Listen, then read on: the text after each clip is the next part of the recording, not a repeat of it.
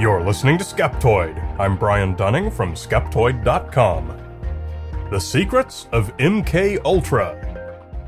It's one of the most ominous terms in the history of modern governments and intelligence, nearly on a par with the names of Josef Mengele and Pol Pot.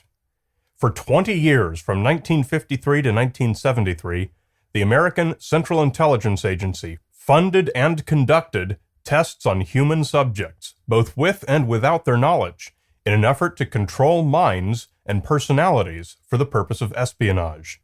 Most notorious for administering the psychedelic drug LSD to people without their knowledge or consent, MKUltra has since become a cornerstone of conspiracy theorists, flaunting it almost gleefully as proof of the government's misdeeds against its own private citizens. And the scary part is that it's completely true. The short version of the MKUltra story is that the CIA spent a long time trying to control minds. After performing all kinds of dastardly and unethical testing, they found they couldn't reliably achieve their goals, and terminated the program. That's it. It's important to keep it in context, both what it was and what it wasn't. It's evidence that the government tried something that didn't work. It's also evidence that the government has been proven willing to bend the rules. And by bending the rules, I mean breaking laws and violating both civil rights and ethics at every level. But with this said, MKUltra does not constitute evidence that similar projects continue today. Maybe they do, but logically, MKUltra is not that proof. So let's look at how this all came about and what exactly happened. The Cold War started basically as soon as the smoke cleared from World War II, and the Western Bloc and the Communist Bloc immediately became suspicious of one another. In 1949, the highest-ranking Catholic archbishop in communist Hungary, Cardinal József Mindszenty, was marched into court where he had been charged with treason for trying to undermine the communist government. Mindszenty, who was innocent, mechanically confessed in court to a long list of crimes, including stealing Hungary's crown jewels, planning to depose the government, start World War III, and then seize power himself. The CIA watched this, noted his strange behavior while making the confessions, and concluded that he must have been brainwashed. They saw American prisoners of war in North Korea make anti-American statements on camera. Clearly, some response was needed to this apparent communist ability. They contrived to develop mind control techniques. One such project was called MKUltra. MK meant the project was run by the CIA's technical services staff, and Ultra was a reference to the highest level of security. But although MKUltra is the poster child, there were other similar projects. It had spawned from Project Artichoke, founded in 1951 to study hypnosis and morphine addiction. There was also MK Search, MK Often, Project Bluebird, and a whole raft of related programs. The U.S. military, separate from the CIA, also conducted its own research. Project Chatter, part of the U.S. Navy, ran from 1947 to 1953, when MKUltra took over. At the time, both psychology and psychopharmacology were in their infancies. We didn't really know whether the CIA's goals were achievable or not, whether it was or was not possible to exert a finely tuned influence on people's minds. During the Cold War's golden era of espionage, this was a major national security question. The CIA had to know whether this was something they could do, because if it was something the KGB could do right back at them. While nuclear physicists on both sides were building bigger and bigger hydrogen bombs, psychologists and chemists were working to fight the Cold War on a much subtler front. The CIA is not a scientific research organization, so it needed to contract out the vast majority of this work. The CIA set up front groups, such as the Society for the Investigation of Human Ecology, to fund projects at universities and hospitals in such a way that nobody realized the CIA was involved. Some 86 such institutions are known to have received funding as part of MKUltra. The vast majority of researchers were unaware that their programs were funded by the CIA, and accordingly did their work as they normally would according to ethical standards of the day. Some researched forms of hypnosis, Some did trials on a variety of drugs intended to work as truth serums. Some did various psychiatric or psychological studies trying to learn what made people tick and how that tick might be manipulable.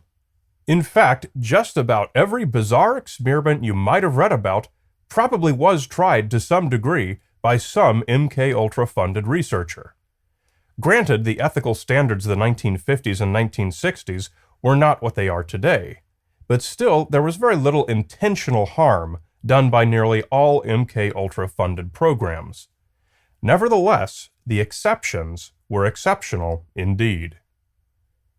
Research done at McGill University by Dr. Donald Cameron took patients who came in with minor psychiatric complaints and subjected them to outrageous treatments. Some were given electroshock therapy at many times the normal voltage. Some were given LSD. Some were given other experimental or illegal drugs, all under the license granted by MKUltra. Many reports state that some patients left with lifelong disabilities.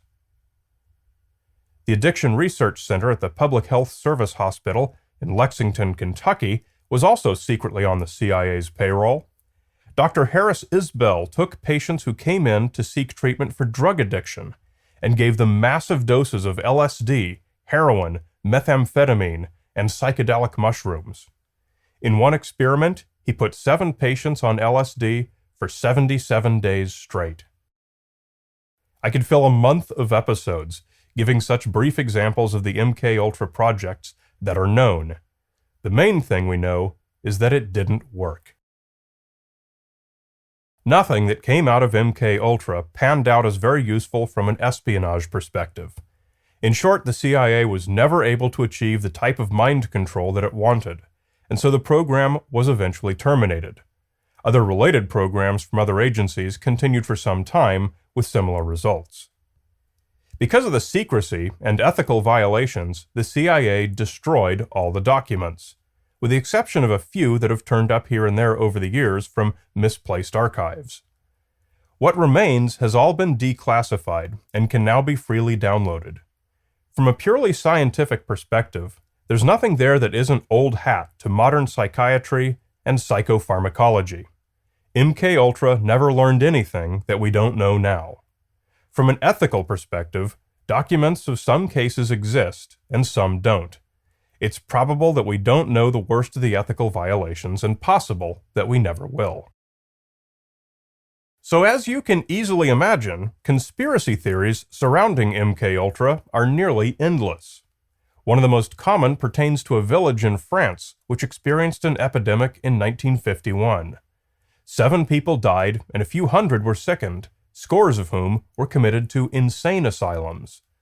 Some conspiracy theorists insist that it was a test of both aerial spraying of LSD and a foodborne toxin. However, the scientific finding, published as early as that same year in the British Medical Journal, is that it was a case of ergot fungus contaminating the food supply. Ergot contamination of rye wheat causes convulsions, insomnia, pain, hallucination, and delirium. These symptoms might last hours or months. Considering that this happened 2 years before MKUltra was funded, and that the effects were identical to those expected from the known ergot contamination, no introduction of a conspiracy theory is needed to explain the event. The other most popular claim concerns Dr. Frank Olson, a microbiologist who worked in MKUltra and its predecessor programs. He fell from a 13th floor hotel window and died in 1953 after expressing misgivings about MKUltra, prompting claims that he was murdered by the CIA. In 1975, the CIA revealed that they had indeed spiked Dr. Olson's drink with LSD 9 days before his death, then sent him to New York for psychiatric treatment. What happened in that hotel room remains a mystery to this day.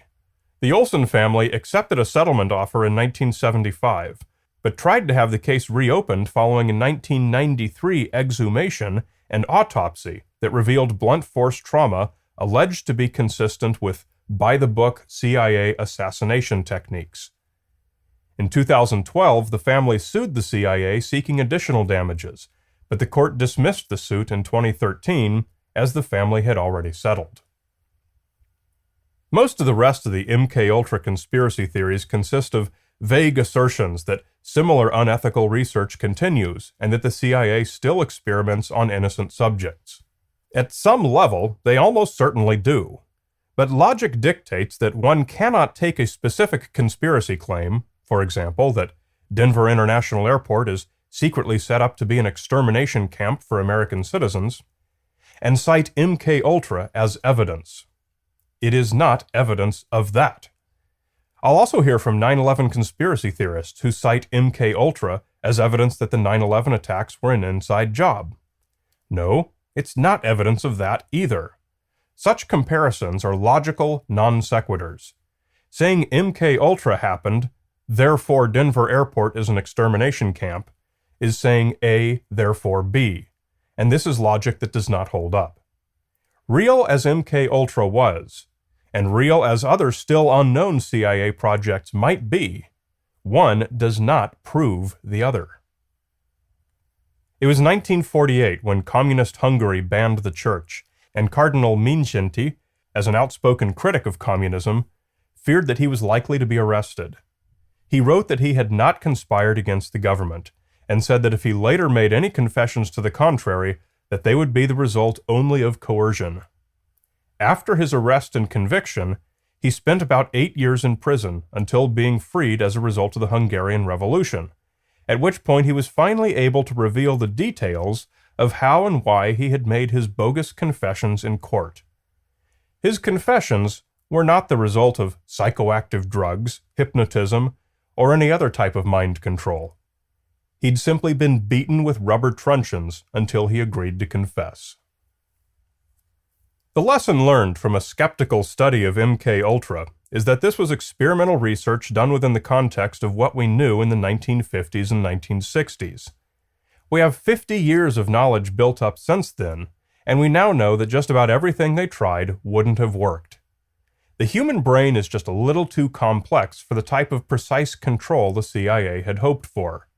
The best type of mind control, as Cardinal Mindszenty discovered, is the good old rubber truncheon.